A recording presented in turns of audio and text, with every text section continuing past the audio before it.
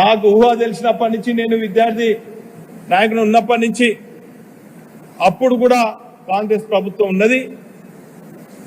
అప్పుడున్నటువంటి పరిస్థితులలో ఇందిరానగర్, హన్మకొండ చౌరస్తా దగ్గర ఉన్న ఇందిరానగర్ అనుకోండి, పోచమ్మ గుంట అనుకోండి, బస్టాండ్ దగ్గర ఉన్నటువంటి మరి అంబేద్కర్ నగర్ అనుకోండి, లేక సమ్మయ్య నగర్ అనుకోండి, ఈ తీరుగా అనేక ప్రాంతాలలో ఆనాడు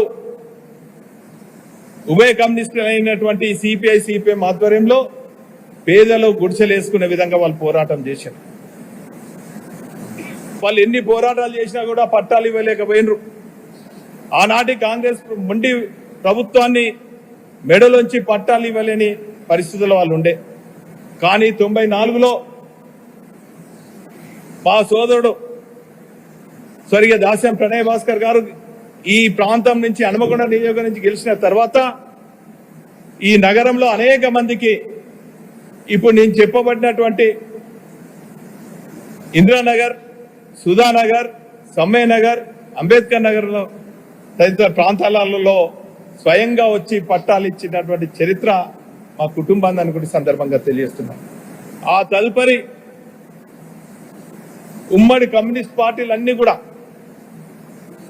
ఎన్నో పోరాటాలు చేసి అనేక ప్రాంతాలలో గుడిసెలు వేసినటువంటి సందర్భంలో 2004 నుంచి 2009 వరకు కూడా కాంగ్రెస్ ప్రభుత్వం ఉండే. ఆనాడు కూడా 2005లో నేను టిఆర్ఎస్ పార్టీ కార్పొరేటర్గా ఉంటుంది. ఆ రోజు కూడా అనేక నగరంలో ఉన్నటువంటి పోచమ్మకుంట, ప్రగతి నగర్, నాగేంద్ర నగర్ తదితర ప్రాంతాలలో కూడా ఆనాటి కాంగ్రెస్ ప్రభుత్వం వారికి పట్టాలు ఇవ్వకుండా బ్యూటిఫికేషన్ కింద ఆ గుడిసెలు తీసేస్తుంటే టిఆర్ఎస్ తో పాటు కలిసి వచ్చే సంస్థలు, సంఘాలతోని కలిసి వచ్చే కమ్యూనిస్ట్ పార్టీలతో కూడా ఉద్యమం చేసి దాన్ని ప్రతిఘటించి ఆపించినటువంటి విషయాన్ని మీ ద్వారా ప్రజలకు తెలియజేస్తున్నాను. ఆ తదుపరి 2009లో శాసనసభ్యుడిగా అయినప్పటి నుంచి తెలంగాణ రాష్ట్రం ఏర్పడిన తర్వాత ఈ నగరంలో ఉన్నటువంటి నాగేంద్ర నగర్ అనుకోండి, ఇక్కడ పక్కన ఉన్నటువంటి సాయినగర్ అనుకోండి, జ్యోతిరావు పూలే నగర్ అనుకోండి, అనేక పోచమ్మకుంట అనుకోండి, ఈ ప్రాంతాలలో మరి స్వయంగా ఆ రోజు 40 ఏళ్ల క్రితము కమ్యూనిస్ట్ పార్టీలు మద్దతుతో నిలబడ్డటువంటి గుడిసెలన్నిటికి కూడా పట్టాలు ఇప్పియడమే కాకుండా ఆ రోజు ఇక్కడ ఉన్నటువంటి సిపిఎం నాయకులు, సిపిఐ నాయకులను తీసుకెళ్లి సన్మానించి వారి ఆధ్వర్యంలో పట్టాలు ఇప్పించినటువంటి చరిత్ర టిఆర్ఎస్ పార్టీకి ఒక శాసనసభ్యునిగా ఆ రోజు నాకు ఆ కార్యక్రమానికి మరి సహకరించినటువంటి ఆనాటి ప్రభుత్వం కేసీఆర్ గారి నాయకత్వంలో మరి పేదలకు పట్టాలు ఇప్పించినటువంటి ఘనత 58 జియో ద్వారా దక్కినటువంటి విషయాన్ని కూడా ఈ సందర్భంగా తెలియజేస్తున్నాం. ఆ రోజు పట్టాలు మా ప్రభుత్వం, టిఆర్ఎస్ ప్రభుత్వం ఇచ్చినప్పటికీ, కేసీఆర్ గారి నాయకత్వంలో ఇచ్చినప్పటికీ కూడా మేము గొప్పలకు చెప్పుకోలేదు, దాంబీలాగాలు పోలేదు. ఆ రోజు 40 ఏళ్ల క్రితము సిపిఐ సిపిఎం నాయకత్వంలో వేసినటువంటి గుడిసెలకు వారిని తీసుకెళ్లి సన్మానించి వారి ద్వారా పట్టాలు ఇప్పించిన చరిత్ర మాదని కూడా ఈ సందర్భంగా తెలియజేస్తున్నాను. ఈరోజు నిన్న మొన్న నగరంలో ఉన్నటువంటి గుడిసెవాసులకు కంటి మీద కునుకు లేకుండా చేసినటువంటి నోటీసులు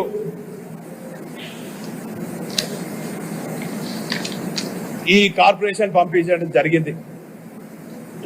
వాళ్ళందరికీ కూడా వేలాది మంది గుడిసెవాసులకు కంటి మీద కునుకు లేకుండా ఆందోళన చెందుతున్నారు. ఈ వర్షాకాలంలో ఏ తీరుగా ఉండాలని చెప్పి పిల్ల పాపాలతోని ఏడ్చుకుంటున్నారు. మరి ఈ సందర్భంగా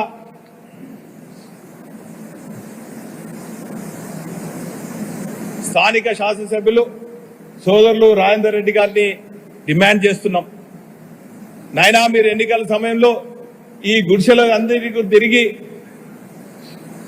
లేనిపోని మభ్యమా చెప్పి అనేక అమలు కాని వాగ్దానాలు చెప్పి వీళ్ళు ఓట్లు దండుకున్నటువంటి రాజేందర్ రెడ్డి గారు వీరి పక్షాన ఉండి ఇటువంటి నోటీసులు మీ ప్రభుత్వంలో వచ్చినందుకు వాళ్ళు చాలా ఆందోళన చెందుతున్నారు.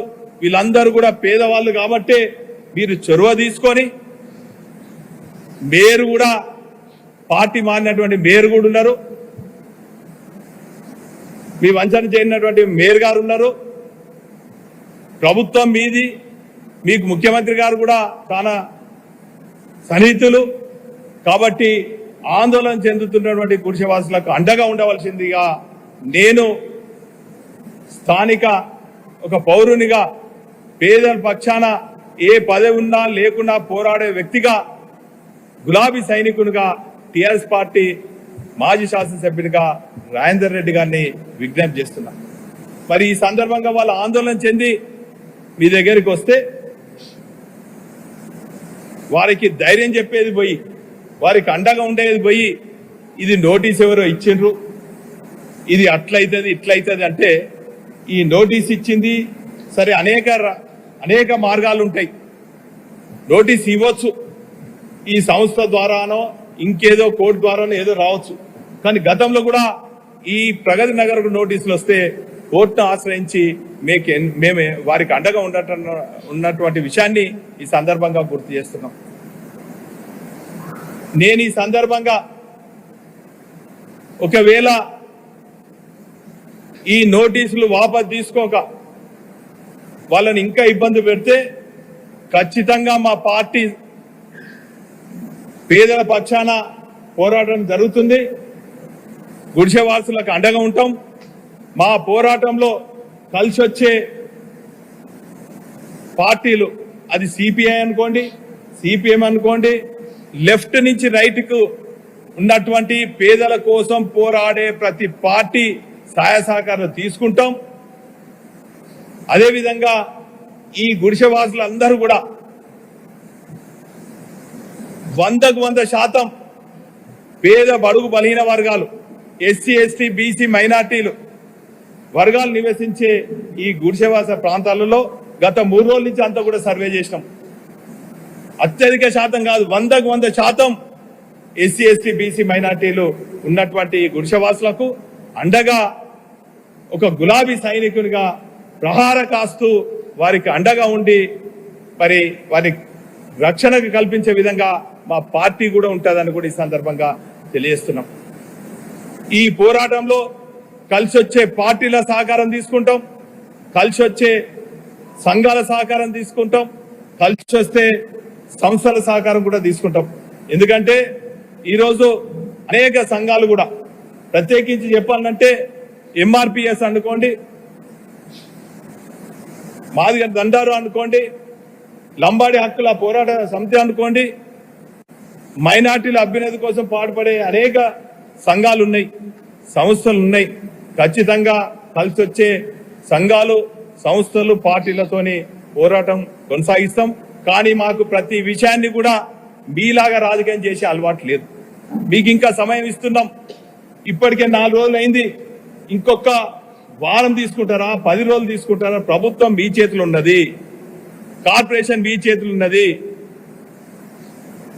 నువ్వు వీళ్ళ ఓట్లు దండుకున్నటువంటి రాజేందర్ రెడ్డి గారు దయచేసి వీరి పక్షాన నిలబడాలి తప్ప ఏం కాదు పో, వచ్చినా కూడా ఒక జేసీబీ వస్తుంది, కొంచెం ఇంత గోడ కొడుతుంది, దానికి అదేరే పడకండి. మా అంటే సర్వే చేస్తామని ఆర్డీఓతో ఫోన్ చేసుడు, ఆర్డీఓ వచ్చి ఇక్కడ 2 లైన్లు పోతాయి అని చెప్పి రకరకాలుగా మరి మీ మాటలతోని వాళ్ళు ఆందోళన చెందుతున్నారు. కాబట్టి అటువంటి పేదవాళ్ళను హక్కున చేర్చుకొని అండగా ఉండవలసినటువంటి బాధ్యత ఒక ప్రజాప్రతినిధి పైన ఉన్నది.